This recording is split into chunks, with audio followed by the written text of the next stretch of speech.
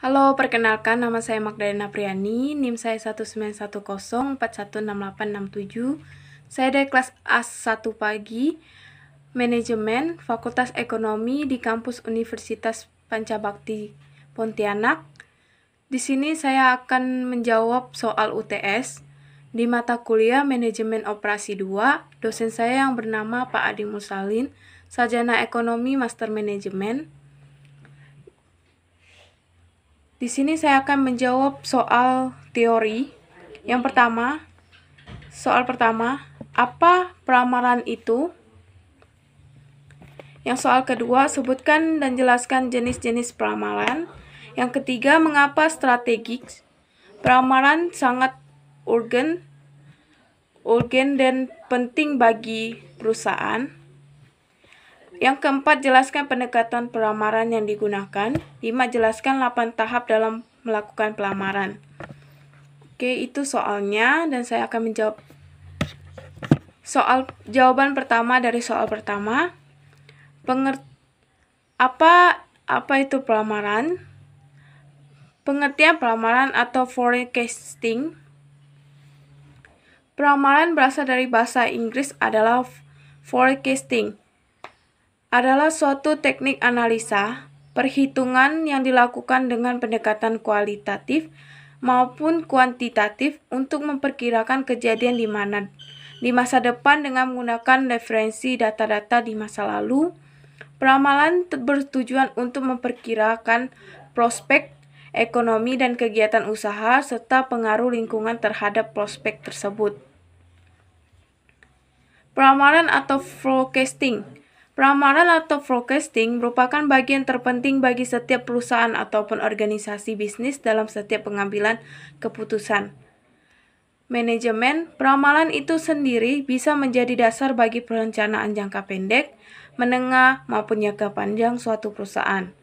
Di dalam sebuah peramaran atau forecasting, dibutuhkan sedikit mungkin kesalahan atau error di dalamnya agar dapat meminimalisir tingkat kesalahan tersebut, maka akan lebih baik jika peramalan tersebut dilakukan dalam suatu angka atau kuantitatif.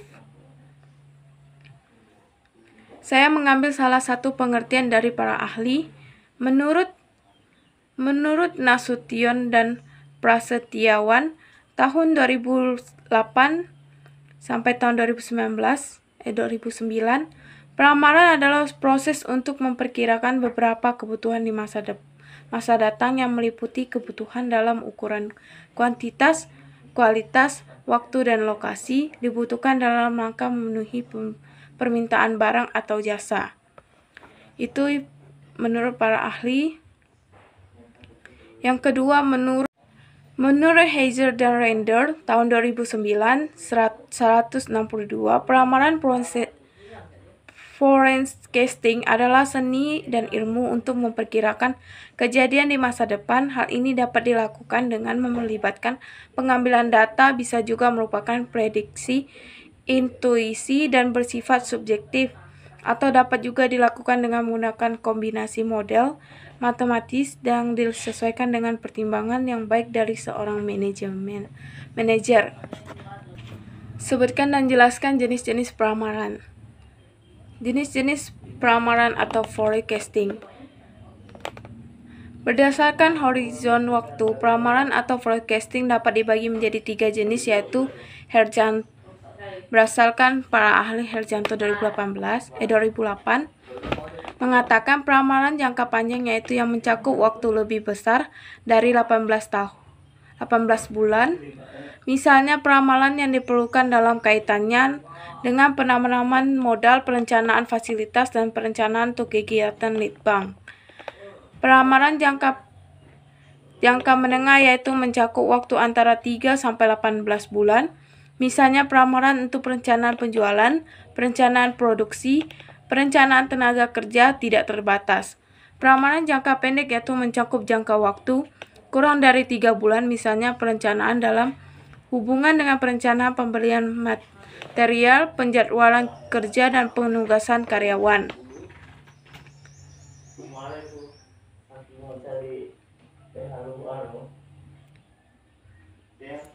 Oke, itu adalah 3 jenis pelamaran dari para ahli, yaitu Herjanto 2008.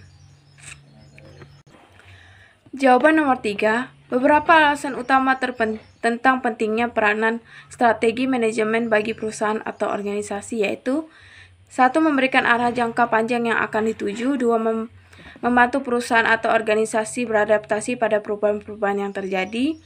Membuat suatu perusahaan atau organisasi menjadi lebih aktif. Mengidentifikasi keunggulan komparatif suatu perusahaan atau organisasi dalam lingkungan yang semakin berisiko. Aktivitas yang tumpang tindih akan dikurangi. Keengganan untuk berubah dari karyawan lama dapat dikurangi.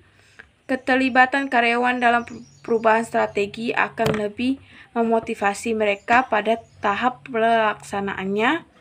Kegiatan pembuatan strategi akan mempertinggi kemampuan perusahaan atau organisasi tersebut untuk mencegah munculnya masalah di masa mendatang. Dengan manajemen strategi, diharapkan strategi benar-benar dapat dikelola sehingga strategi dapat diimplementasikan untuk mewarnai dan mengintegrasikan semua keputusan dan tindakan dalam organisasi. Rincian tahapan kegiatan untuk menjalankan strategi adalah sebagai berikut, yaitu yang pertama adalah perumusan strategi. Perumusan strategi adalah proses memilih tindakan utama strategi untuk mewujudkan misi organisasi. Yang kedua adalah perencanaan tindakan. Langkah pertama untuk mengimplementasi strategi yang telah ditetapkan adalah pembuatan perencanaan strategi. Yang ketiga, implementasi. Untuk menjalani keberhasilan strategi yang telah berhasil dirumuskan harus diwujudkan dalam tindakan implementasi yang cerdas.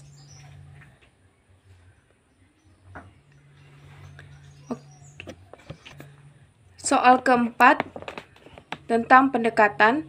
Terdapat 2 pendekatan untuk melakukan pelamaran, yaitu dengan pendekatan kualitatif dan pendekatan kuantitatif. Metode pelamaran kualitatif digunakan ketika data history tidak tersedia. Metode pelamaran kualitatif adalah metode subjektif, intuitif. Metode ini didapatkan pada informasi kualitatif. Dasar informasi ini dapat memprediksi kejadian-kejadian di masa yang akan datang. Keakuratan dari metode ini sangat subjektif, seperti materi strategi. Peramalan harus mendasarkan analisis pada pola data yang ada. 4 pola data yang lazim ditemukan dalam peramalan, yaitu 1. Pola horizontal, 2. Pola musiman, 3. Pola siklis, yang 4. Pola tren. Jawaban nomor 5 tentang tahap-tahap melakukan peramalan. Ada 8 tahap. Yang pertama, menentukan penggunaan dan peramalan tersebut, tujuan apakah yang ingin dicapai. Yang 2, memilih item atau kuantitas yang akan dilamarkan. 3, menentukan horizon waktu dari pelamaran, apakah 1-30 hari, jangka pendek 1 bulan sampai 1 tahun, jangka menengah, atau lebih dari 1 tahun, jangka panjang. 4. Memilih metode pelamaran. 5. Mengumpulkan data yang diperlukan untuk membuat lamalan. 6.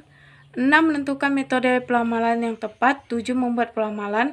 8. Mengimplementasikan hasil dari pelamalan. Tahap-tahap di atas mempresentasikan sebuah cara sistematis untuk mengawali, merencanakan, mengimplementasikan sebuah sistem pelamalan.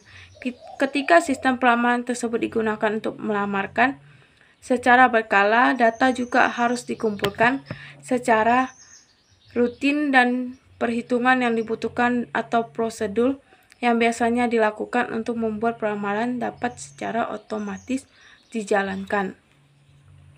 Itu jawaban dari 5 soal teori, dan akan dilanjutkan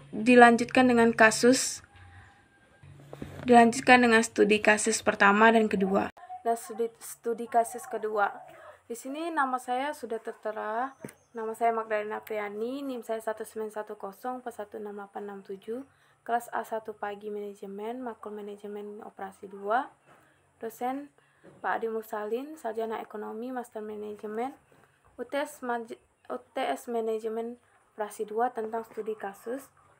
Studi kasus pertama, diketahui masalah penugasan produksi kue perusahaan si Koko, yang mana dibantu oleh 4 karyawan diantaranya yaitu adalah Paijo, Paija, Wanto, dan Nanti yang akan diberdayakan di bagian adonan, memasak, memotong atau membentuk dan mengemas dengan rincian upah per hari 1.000 sebagai berikut.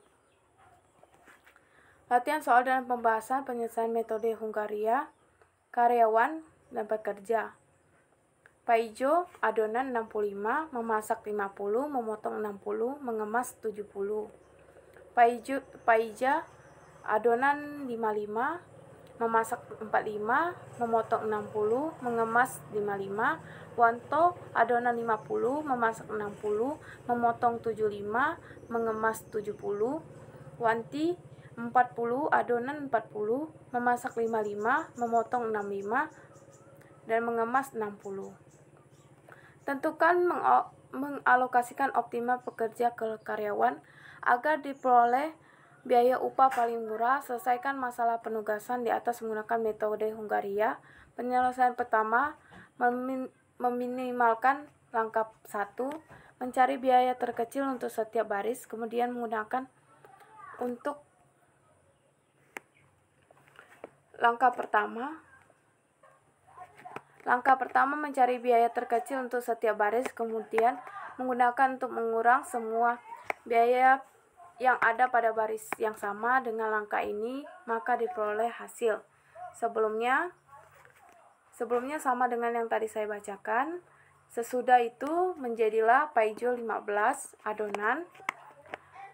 Yang kedua, bagian barisan kedua 0, barisan ketiga 10, barisan keempat 20, Paija barisan pertama 10, barisan kedua 0, ketiganya 15, keempatnya 10, Wanto barisan pertama 0, barisan kedua 10, barisan ketiga 25, barisan keempat 20, Wanti barisan pertama 0, barisan kedua 15, barisan ketiga 25, barisan keempat 20. Langkah kedua, memastikan semua barisan dan kolom sudah memiliki nilai 0 dan ternyata kolom 4 dan 5 belum memiliki nilai 0. Dengan demikian perlu dicari lagi nilai terkecil pada kolom tersebut. Untuk selanjutnya digunakan untuk mengurangi semua nilai yang ada pada kolom tersebut. Kolom yang sama dalam langkah ini maka diperoleh hasil sebelumnya dan sesudahnya menjadi seperti ini. Paijo 15, bagian pertama, yang kedua 0, yang ketiga 0, yang keempat 10 barisannya. Paija barisan pertama 10, barisan kedua 0, barisan ketiga 5, barisan keempat 0. Wanto barisan pertama 0, barisan kedua 10, barisan ketiga 15, barisan keempat 10. Wanti barisan pertama 0, barisan kedua 15, barisan ketiga 15, barisan keempat 10. Langkah ketiga, memastikan atau mengecek lagi tabel penugasan apakah sudah memiliki nilai 0 yang sesuai dengan jumlah sumber daya yang juga tercermin dengan jumlah barisnya. Misalnya jika yang ditugaskan adalah 4 karyawan, maka harus ditemukan nilai 0 sebanyak 4 buah yang terletak di baris dan dalam kolom berbeda. Sebaiknya dimulai dari baris yang hanya memiliki satu nilai 0. Langkah ini mengandung arti bahwa setiap karyawan hanya dapat memegang satu peran pekerja. Perhatikan dari matrik di atas, ternyata nilai 0 yang ditemukan pada baris 3 dan 4 Wanto baris Wanti meskipun berbeda baris namun masih dalam kolom yang sama, sehingga dapat dipastikan masalah belum optimal. Perlu dilanjutkan ke langkah berikut. Langkah keempat, karena belum optimal, maka langkah selanjutnya adalah menarik garis yang menghubungkan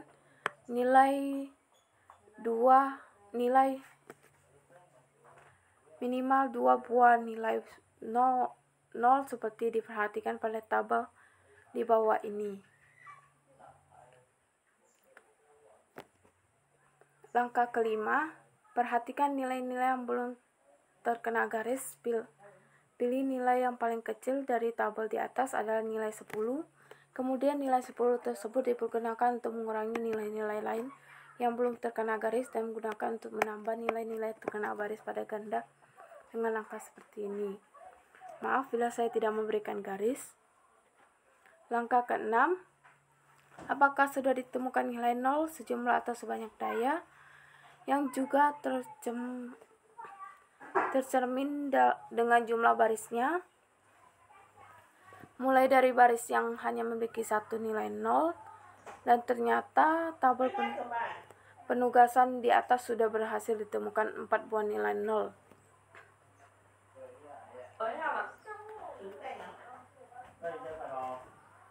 Kesimpulannya, Paijo dialokasikan pada tugas memotong 60, Paijo dialokasikan pada tugas memasak 45, Wanto dialokasikan pada tugas adonan 50, Wanti dialokasikan pada tugas mengemas 60. Totalnya 215. Maka pengalokasian optimal pekerjaan terhadap 4 karyawan tersebut adalah 215 kalikan 1000 sama dengan Rp 215.000 per hari. Studi kasus kedua, seorang manajer pemasar ingin menempatkan 4 orang salesman-nya di tempat daerah pemasaran produknya. Penempatan salesman tersebut didasarkan pada perolehan nilai berdasarkan prestasi kerja mereka saat ini dan menggunakan pengenalan terhadap masing-masing daerah pemasaran tersebut. Bila data perolehan keuntungan dari setiap salesman di setiap daerah pemasaran seperti yang tersaji pada tabel 1, tentukan penugasan salesman yang harus dibuat oleh sang manajer atau keuntungan yang diperoleh maksimal. Tabel 1, data, lokasi 1, lokasi 2, 3, lokasi 4. Sal 1 1000, lokasi pertama, lokasi 2 900, lokasi ketiga 1100, 900.